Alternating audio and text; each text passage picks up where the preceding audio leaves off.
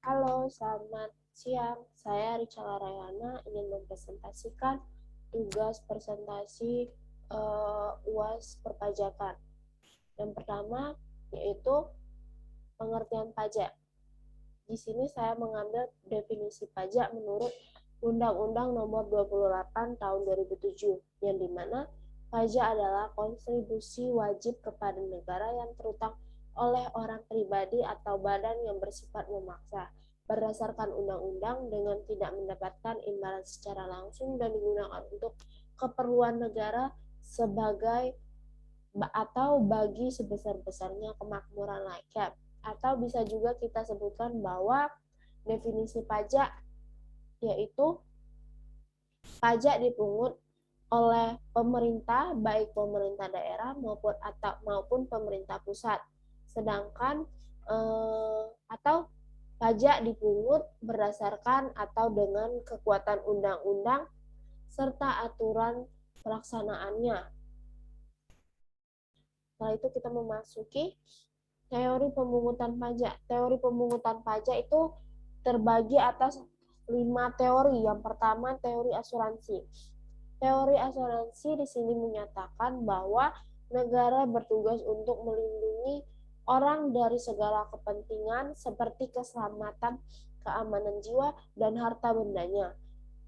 Yang kedua, teori kepentingan yang hanya memperhatikan pembagian beban pajak yang harus dipungut dari seluruh pemerintah. Seluruh penduduk. Tiga, teori gaya pikul.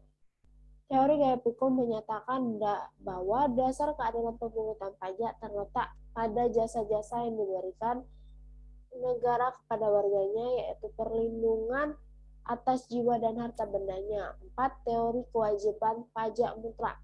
Teori bakti yaitu teori yang tidak mengutamakan kepentingan negara di atas kepentingan warganya.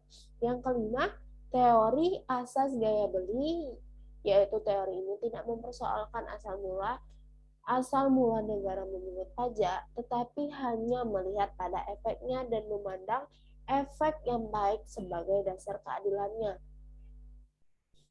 Jenis-jenis pajak.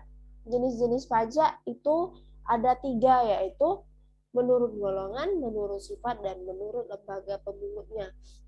Menurut golongan, pajak dibagi menjadi 2, yaitu pajak langsung dan pajak tidak langsung. Pajak langsung di sini yang dimaksud yaitu pajak yang harus dipikul atau ditanggung jawab atau yang ditanggung oleh diri sendiri oleh wajib pajak dan tidak dapat dilimpahkan atau dibebankan kepada orang lain atau pihak lain. Contohnya pajak penghasilan atau pajak penghasilan dibayar atau ditanggung oleh pihak-pihak tertentu yang memperoleh penghasilan tersebut. Pajak tidak langsung. Pajak tidak langsung yaitu pajak yang pada akhirnya dapat dibebankan atau dilimpahkan kepada orang lain atau pihak ketiga. Dan pajak ini terjadi jika terdapat suatu kegiatan, peristiwa, atau perbuatan yang menyebabkan terutangnya pajak, misalnya terjadinya penyerahan barang atau jasa, contohnya pajak pertambahan nilai. Yang kedua, menurut sifatnya, pajak subjektif dan pajak objektif. Pajak subjektif di sini yaitu pajak yang pengenaannya memperhatikan keadaan pribadi wajib pajak atau pengenaan wajib pajak yang memperhatikan keadaan subjeknya, contohnya pajak penghasilan. Dan pajak objektif. Pajak objektif di sini yang dimaksud yaitu pajak yang pengenaannya memperhatikan objeknya yang berupa baik benda, keadaan, maupun perbuatan serta peristiwa yang mengakibatkan timbulnya kewajiban wajib membayar pajak. Contohnya pajak pertambahan nilai atau pajak penjualan atas tas barang mewah serta pajak bumi dan pajak bangunan atau biasa kita sebut dengan PBB. Setelah itu kita memasuki slide berikutnya yaitu penerapan dan aplikasi objek pajak. Penerapan dan aplikasi objek pajak yaitu Setiap tambahan kemampuan ekonomis yang diterima atau diperoleh oleh wajib pajak baik yang berasal dari Indonesia maupun luar yang dapat dipakai untuk konsumsi atau penambah kekayaan wajib pajak yang bersangkutan dengan nama dan dalam bentuk apapun. Penerapannya mengacu pada sistem pemajakan worldwide income atau WWI yang diterapkan kepada subjek pajak dalam negeri terkait kewajiban pajak objektifnya. Dengan sistem pemajakan worldwide income atau bisa disebut dengan WWI, semua penghasilan yang diterima atau diperoleh wajib dikenai PPh, baik yang berasal dari income Indonesia maupun dari luar Indonesia. Hal ini berbeda dengan sistem territorial income yang diterapkan dengan bagi subjek pajak luar negeri yang diterapkan yang hanya penghasilnya berasal dari Indonesia dan dikenakan PPh karena kewajiban wajib objektif subjek pajak luar negeri diatur dalam Undang-Undang Pasal 26 PPh. Contoh aplikasinya seperti diskonto, dividen, atau premi asuransi. Setelah itu kita memasuki di sini ada pertanyaan. Apakah SPT tahunan akan selalu menunjukkan posisi kurang bayar? Jawabannya tidak, karena SPT tahunan OP atau orang pribadi memiliki tiga kemungkinan. Kemungkinan posisi yaitu lebih bayar, nihil, dan kurang bayar. Posisi nihil biasanya terjadi bila orang pribadi hanya memperoleh pendapatan dari satu sumber dan pajak atas pendapatan tersebut telah dipotong oleh pemberi kerja, sehingga satu SPT tahunan pajak terutang sama dengan kredit pajak. Akibatnya, SPT tahunan berada pada posisi nihil, dan sehingga posisi lebih bayar dapat terjadi karena angsuran pajak atau yang menjadi kredit pajak lebih besar dari pada terutang karena pendapatan wajib pajak tahun ini tidak sebesar tahun-tahun sebelumnya atau karena bisnis sedang terpuruk. Karena kan saat ini kita sedang berada di masa pandemi ya yang belum berakhir. Jadi untuk siklus ekonominya tentu banyak yang menurun, apalagi untuk pendapatannya. Jadi setelah itu kita masuk ke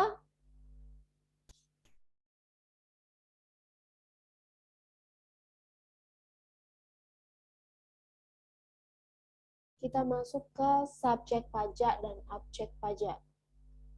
Secara sederhana, pengertian subjek pajak adalah individu atau badan yang punya hak dan kewajiban dalam perpajakan sebagaimana telah diatur dalam perundang-undangan yang berlaku di Indonesia. Istilah ini diatur dalam Undang-Undang Republik Indonesia Nomor 36 Tahun 2008 tentang perubahan penghasilan menurut undang-undang tersebut. Subjek pada pajak terdiri dari orang pribadi, warisan yang belum berbagi sebagai satu kesatuan menggantikan yang berhak, atau badan, serta bentuk usaha tetap atau biasa kita sebut dengan BUT atau BUT. Setelah itu ada contohnya seperti bertempat tinggal di Indonesia, berada di Indonesia selama 183 hari dalam jangka 12 bulan, atau berada dan mempunyai niat untuk tinggal di Indonesia dalam satu tahun pajak. Kita memasuki objek pajak. Objek pajak di sini diartikan sebagai penghasilan atau tambahan ekonomis yang diterima oleh wajib pajak. Penghasilan tersebut bisa berasal dari dalam maupun luar negeri asalkan bisa dipakai untuk konsumsi dan menambah kekayaan dari wajib pajak yang bersangkutan itu sendiri. Contohnya ada gaji upah, tunjangan dan honor, serta laba perusahaan dan hadiah dari undian atau pekerjaan atau kegiatan dan penghargaan, serta bunga termasuk premium, diskonto, dan imbalan karena jaminan pengembalian hutang, dan yang terakhir adalah dividen. Setelah itu kita memasuki dengan pembukuan dan pencatatan di perpajakan. Undang-Undang Nomor 16 Tahun 2009 menyebutkan pada Pasal 28 ayat 9 bahwa pencatatan meliputi atas data-data yang dikumpulkan secara teratur dari peredaran, penerimaan, penghasilan bruto sebagai dasar untuk menghitung jumlah yang terutang, dan di dalamnya juga termasuk atas penghasilan yang berasal dari bukan dari objek pajak maupun penghasilan yang dikenakan pajak yang bersifat final. Sedangkan dalam undang-undang yang sama dengan ketentuan umum dan tata cara KUHP, pada pasal 1 ayat 29 menyebutkan bahwa pembukuan merupakan suatu proses pencatatan yang dilakukan secara teratur dengan pengumpulan data dan informasi keuangan yang meliputi harta, kewajiban, modal, penghasilan, biaya, serta total perolehan dan penyerahan atas barang dan jasa. Contohnya, ada pencatatan dalam 1 tahun harus diselenggarakan secara kronologis. Catatan dan dokumen yang menjadi atas pencatatan harus disimpan di tempat tinggal wajib pajak atau tempat tinggal kegiatan usaha atau pekerjaan bebas dilakukan selama 10 tahun agar pajak pertambahan nilai dan pajak penjualan atas barang mewah dapat dihitung dengan benar. Pembukuan harus mencatat juga jumlah harga perolehan dan nilai impor, jumlah harga jual atau nilai ekspor, serta jumlah harga jual dari barang yang dikenakan pajak. Penjualan atas barang mewah, jumlah pembayaran atas pemanfaatan barang kena pajak tidak terwujud dari luar daerah pebean atau dari dalam daerah pebean atau pemanfaatan jasa kena pajak dari luar daerah. Di dalam daerah pun jumlah pajak masukan yang dapat dikreditkan dan yang tidak dapat dikreditkan.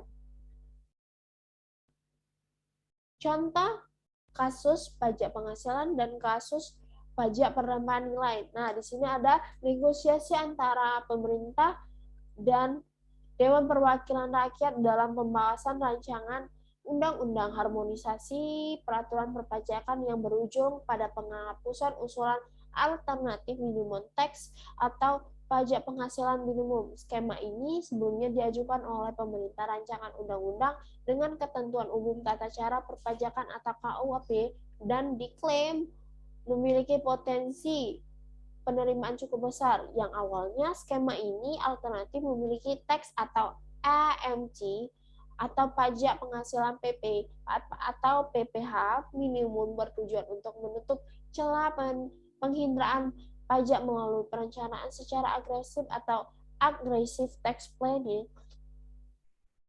Tarif PPH pada tahun depan diterapkan sebesar 22%, lebih tinggi dibandingkan dengan ketentuan yang tertuang di dalam Undang-Undang Nomor 2 Tahun 2020, yakni sebesar 20% pada tahun depan. Solusinya, penurunan tarif pemotongan pajak yang disediakan melalui P3B oleh subjek pajak yang sebenarnya tidak berhak untuk mendapatkan fasilitas tersebut dengan penerapan mandatory disclosure rule yang di mana wajib pajak harus melaporkan skema perencanaan pajak yang dilakukan. Dan ada juga pemerintah berencana mengenakan pajak pertambahan nilai atas jasa pendidikan sebesar 7%. Pendidikan masih dikecualikan dalam objek jasa kena pajak atau JKP. Solusinya, pemerintah menyiapkan RUU KUP yang memuat tentang reformasi sistem PPN. Sistem ini diterapkan biasanya memenuhi rasa keadilan sehingga dengan mengurangi distorsi dan menghilangkan fasilitas yang tidak efektif sehingga dapat meningkatkan kepatuhan pajak dan optimalisasi pendapatan negara. Sekian presentasi dari saya. Jika ada kesalahan kata dalam pengucapan yang saya sampaikan, saya memohon maaf dan saya ucapkan terima kasih. Selamat pagi.